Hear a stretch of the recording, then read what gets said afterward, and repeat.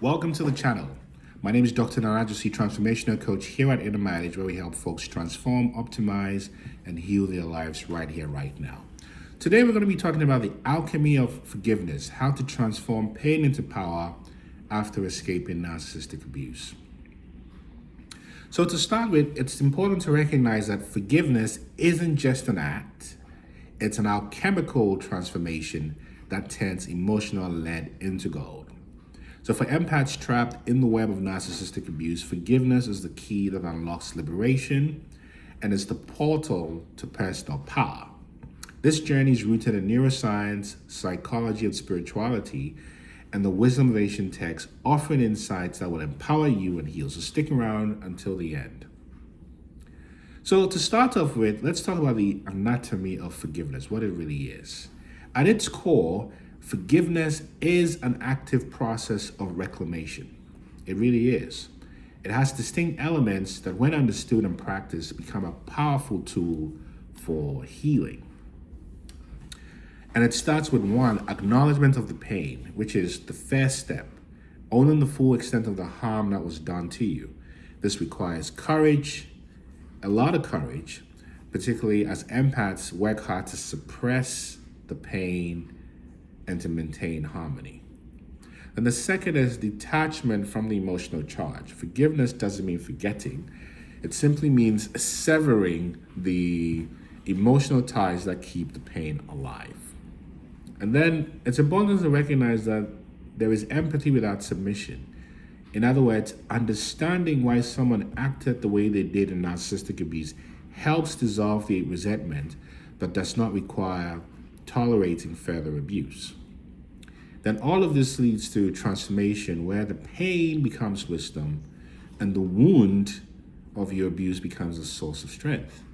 So let's talk about the process of forgiveness, a roadmap if you may. And it's important to recognize that forgiveness isn't linear. It's a winding path that evolves over time. And here is a deeper dive into each of the stages, starting with awareness. And awareness begins with recognizing the full scope of harm caused by the narcissist.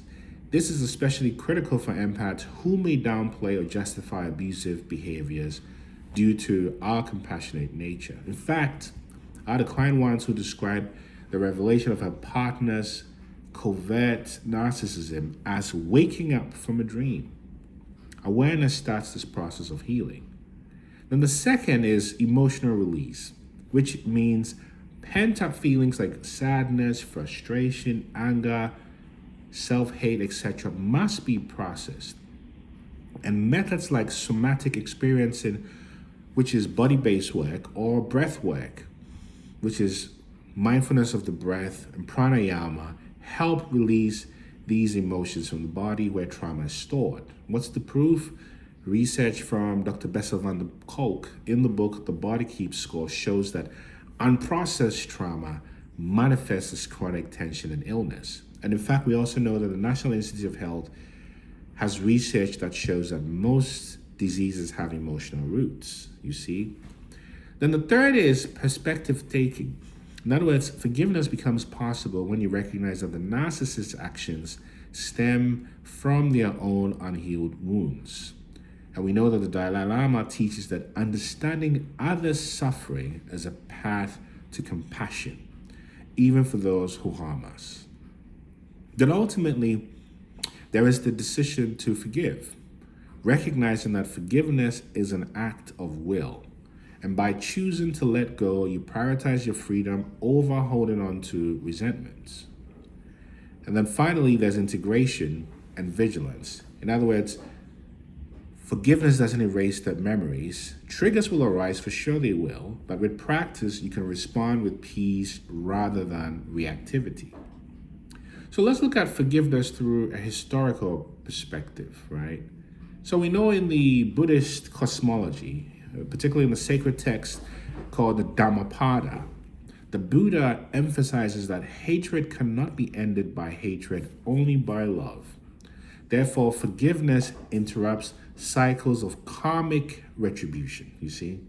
In Hinduism, in the Bhagavad Gita, it says that forgiveness is an expression of inner mastery.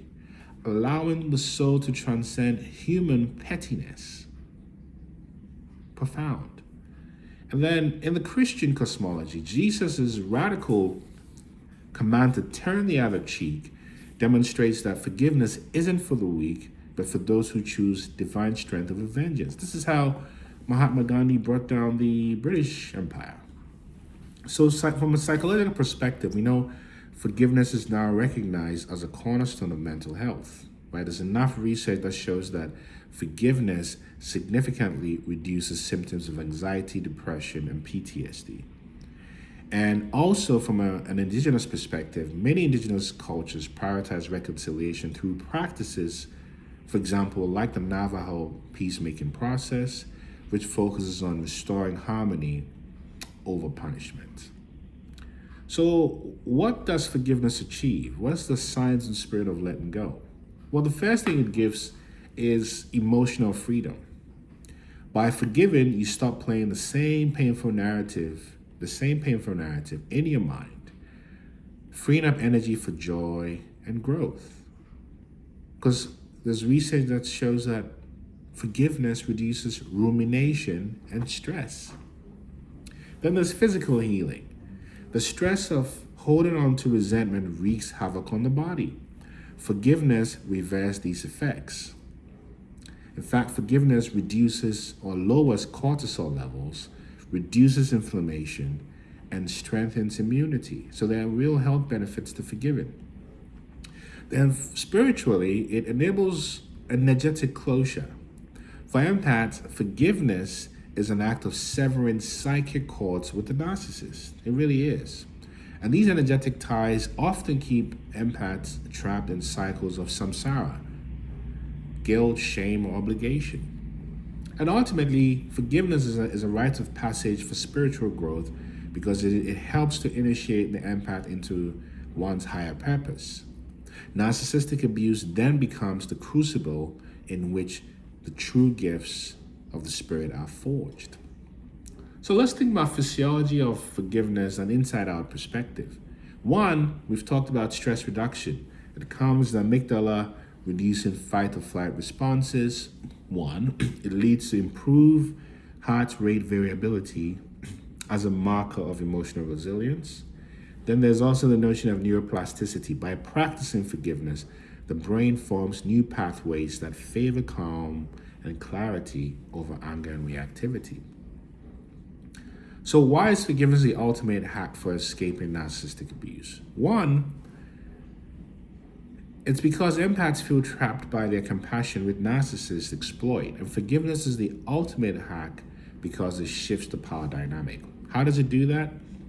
It severs the trauma bonds because the trauma bonds keep empaths hooked, but forgiveness breaks the cycle by removing the emotional charge that the narcissist depends on. Then two, it reclaims emotional sovereignty, right? Forgiveness puts the empath back in the driver's seat of their life. It declares, you no longer control my feelings or my future. And then it helps to transform the narrative. Instead of seeing oneself as a victim, empaths rewrite their story as one of resilience and awakening. And then ultimately, it unlocks latent spiritual gifts leading to awakening. Narcissistic abuse is often the catalyst for an empath's transformation into a light worker. And therefore, forgiveness is the doorway for stepping into this divine purpose. So what are some practical tools for forgiveness? Meditation, whether guided or otherwise. Journaling makes a big difference because it helps to write letters which you don't send or articulate and release pain. And then sadly, you want to work with a coach like myself, and if I can be of help, type transform in the comments, let us know what you've been through, or work with a licensed mental health professional who can help guide you through this. Ultimately, forgiveness is not submission. It is an act of radical self-liberation. And for empaths navigating narcissistic abuse, forgiveness is the alchemy that turns suffering into strength, wounds into wisdom, and pain into purpose. Through forgiveness, you rise not just as a survivor, but as a leader, healer, and light worker. If this resonated with you, make sure to keep the notification button so you can be notified whenever we post new videos.